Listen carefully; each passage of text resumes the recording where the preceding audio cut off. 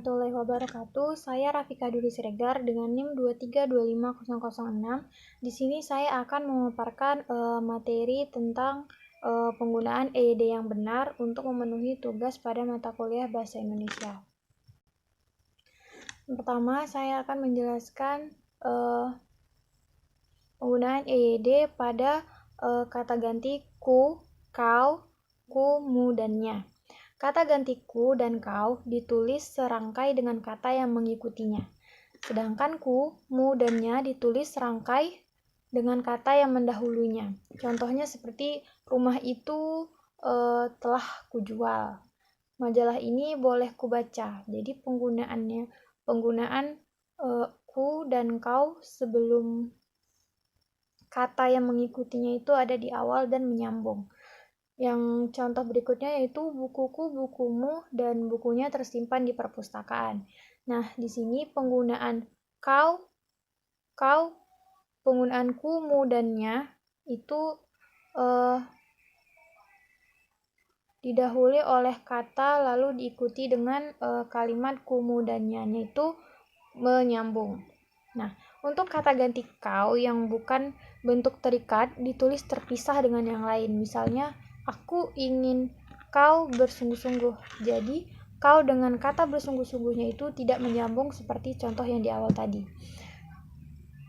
Contoh lainnya itu seperti kau masih muda. Antara kau dan masih itu tidak menyambung, melainkan terpisah. Berikutnya adalah contohnya. Contohnya seperti akan kubeli tas itu. Pada kalimat ini, pada contoh kalimat di atas, penulisan penggunaan kata ku itu jelas salah. Karena pada pembahasan sebelumnya telah jelas bahwa kata ganti ku ditulis serangkai dengan kata yang mengikutinya apabila dia berada di awal kalimat yang mengikutinya, serta ditulis serangkai dengan kata yang mendahulunya, sehingga kalimat di atas benar apabila menjadi akan ku beli tas itu. Jadi kalimat ku dan beli itu menyambung, tidak terpisah. Yang kedua yaitu saya akan menjelaskan pada materi tanda apostrof, yaitu tanda petik satu di atas. Tanda apostrof dapat digunakan untuk menunjukkan penghilangan bagian kata atau bagian angka tahun dalam konteks tertentu. Misalnya itu dia kan kusurati. Nah, kata kan, tanda petik lalu kan itu tuh sama dengan kalimat akan. Malam lah tiba. Lahnya itu adalah kata telah. Diriku selalu dimanja. Selalu itu sama dengan selalu. Pada penggunaan bagian angka tahun, yaitu contohnya seperti 5, 2, tanda petik di atas, dan 21. Maksud petik 21 itu maksudnya 2021. Nah, catatan, penggunaan tanda apostrof ini lazim dalam ragam non-standar.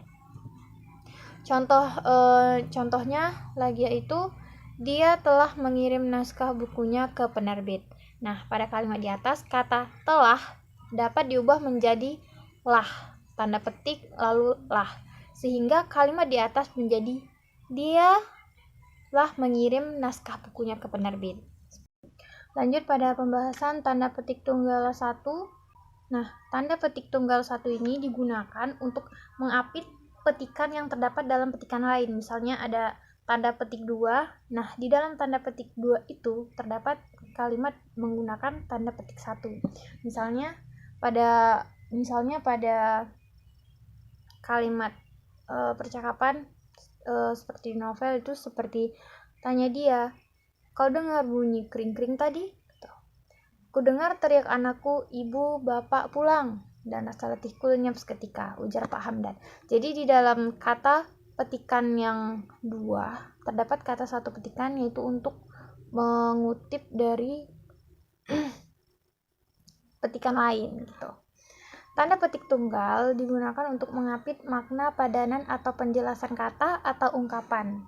Nah, kalau yang ini bisa di dalam suatu karya ilmiah seperti makalah, esai.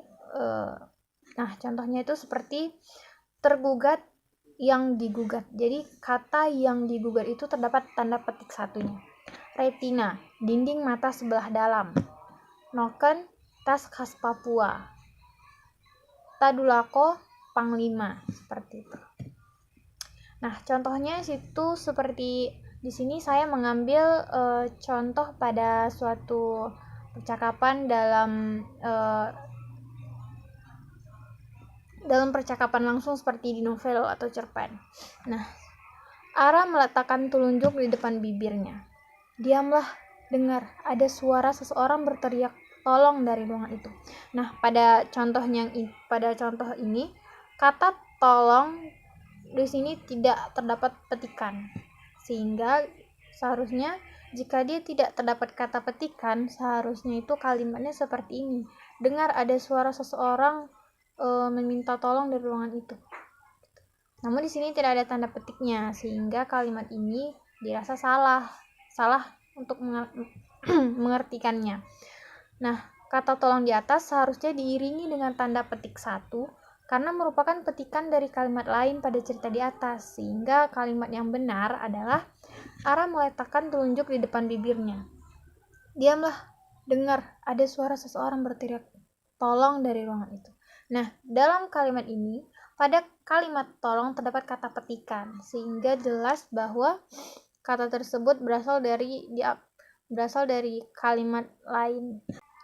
Lanjut pada penggunaan tanda elipsis. Nah, tanda elipsis ini sering kita lihat, tapi kita tidak tahu namanya elipsis. Nah, tanda elipsis digunakan untuk menunjukkan bahwa dalam suatu kalimat atau kutipan ada bagian yang dihilangkan atau tidak disebutkan. Misalnya, penyebab kemerosotan akan diteliti lebih lanjut. Dalam Undang-Undang Dasar Negara Republik Indonesia tahun 1945 disebutkan bahwa bahasa negara ialah lain lubuk, lain ikannya. Jadi, maksudnya adalah untuk tanda elipsis ini bisa juga maksudnya adalah untuk mengikat kata yang panjang gitu. Masuk ke contohnya itu seperti 1, 2, 3 misalnya kalau dalam perlombaan gitu kan. Namun ini dalam penulisannya, semua warga negara harus membayar. Nah, penggunaan tanda elipsis di atas salah karena seharusnya jumlah titik pada tanda elipsis hanya sebanyak 3 titik apabila dia berada di dalam suatu kalimat. Hanya ada 3, namun pada kalimat di atas, setelah kalimat 1 terdapat 6 tanda titik. Nah, itu salah karena pada tanda elipsis yang berada di tengah kalimat, ia harus menggunakan sebanyak 3 titik saja. Selain itu, jumlah titik pada tanda elipsis yang terletak di akhir kalimat ada sebanyak 4 tanda titik. Nah, pada contoh kedua, semua warga negara harus membayar. Nah, pada akhir kalimat ini ada tanda elipsis. Nah, tanda elipsis di sini harus 4 titik saja. Sedangkan di sini ada lebih dari 4 titik. Maka dari itu contoh ini dirasa salah, tidak sesuai dengan penggunaan tanda elipsisnya. Sehingga penggunaan tanda elipsis yang benar adalah seperti berikut. 1, terdapat tanda titik 3 lalu koma, 2, tanda titik 3 lalu koma, lanjut 3 tanda seru. Untuk contoh yang kedua yaitu semua warga negara harus membayar. Nah, di akhir kalimat itu harus ada 4 titik saja apabila tanda elipsisnya berada di akhir. Nah, kalau tanda elipsisnya di akhir itu ada 4 titik, sedangkan kalau tanda elipsisnya berada di tengah kalimat seperti contoh di atas, itu hanya boleh 3 titik saja. Sekian video pemaparan materi saya. Apabila terdapat kata yang salah maupun pemaparan yang kurang jelas, saya mohon maaf. Wabillahi taufiq wal hidayah. Wassalamualaikum warahmatullahi wabarakatuh.